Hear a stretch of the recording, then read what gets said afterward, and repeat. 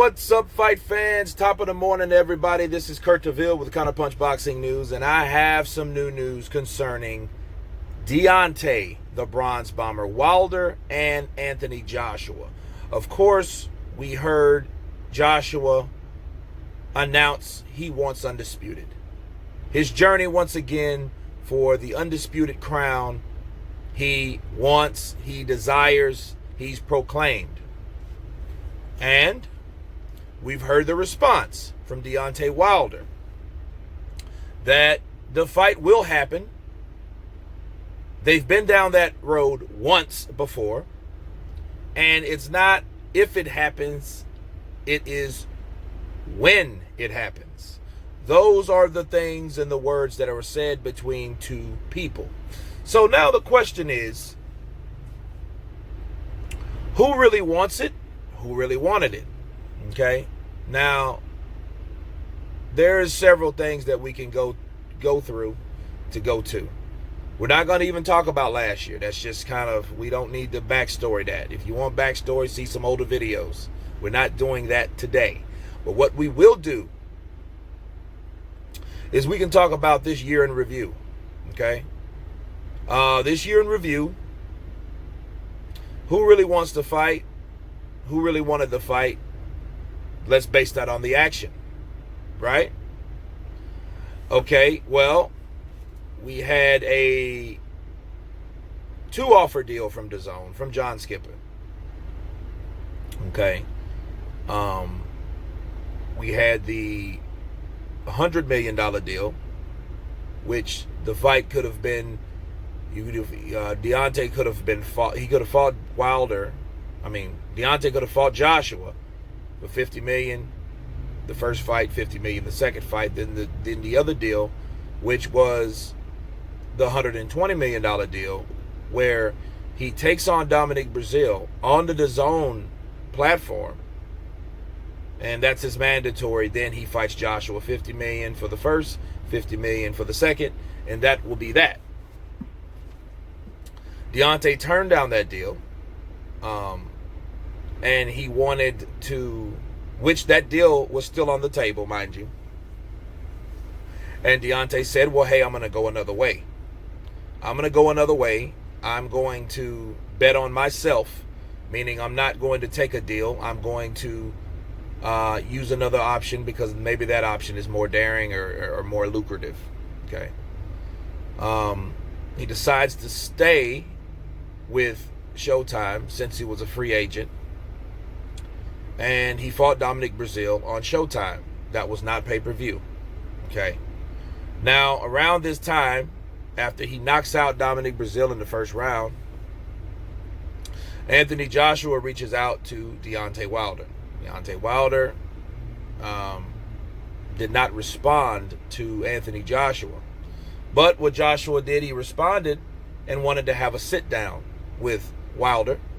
He wanted to sit down with him to see if we can iron out a deal, because this is after, of course, Deontay turned down the $100 million or the $120 million deal. The day after that, or the same day, I'm not quite sure, because Joshua was in the UK and Wilder, of course, was over here. Shortly after, Deontay Wilder's next response, I don't even know if that was a response, but I'll take it as a response, was his statement about fighting Luis Ortiz and Tyson Fury. And the explanation was righting his wrongs. You know, if you're righting your wrongs, that means you did something wrong. To me, what went wrong in the Fury fight, I couldn't tell you. If it was a draw, if he felt he knocked out Tyson Fury, he didn't do anything wrong, so that's not his wrongs. Luis Ortiz, if he got extra time or whatever, that's really not his fault at the end of the day. He was hurt in the 7th round. A lot of people thought they could have stopped it, but they didn't. Okay? But what wrong did he do deliberately for him to redo that fight? Okay? Those were the questions a lot of people asked, because righting your wrongs means something you did wrong. Okay? Well, that was his response to Anthony Joshua. Anthony Joshua gets defeated, he gets upset by Andy Ruiz. Okay. Now, before that time, a little gap in before that time, Wilder did not want or spoke on being undisputed, and it wasn't that necessary for him anymore. He said it was not about the belts. He has the biggest belt. He's the most talked about. He's the most popular heavyweight. So he didn't feel that it was necessary to have the undisputed belt. He said if that fight was going to happen, it would be 50-50. Okay? Those were his words in the interview. And shortly after, he claimed that he wanted to right his wrongs. So he decided to fight Luis Ortiz, then Tyson Fury directly after that, even though contracts weren't even signed for those fights. Those are the fights that he said he wanted, so he did not want to fight Joshua at that time. Obviously. Because if you proclaim that you want to right your wrongs by fighting the two guys that you've already fought, you draw with one and you defeated the other, but you want to rematch both, instead of fight for undisputed, but undisputed, you put on the back burner and said it's not even about the belts anymore. So, really, you got to ask yourself, who wanted that more? The only thing that changed was Joshua got defeated. That's what derailed the whole undisputed talk, right? And made Joshua really think about what he was actually doing with his career as far as, looking towards Wilder. But if we look at both sides, we have one guy, which is the A side, which is the guy that makes more money, sells more tickets, more marketable, that guy, versus the B guy, which was Deontay Wilder, that doesn't, okay?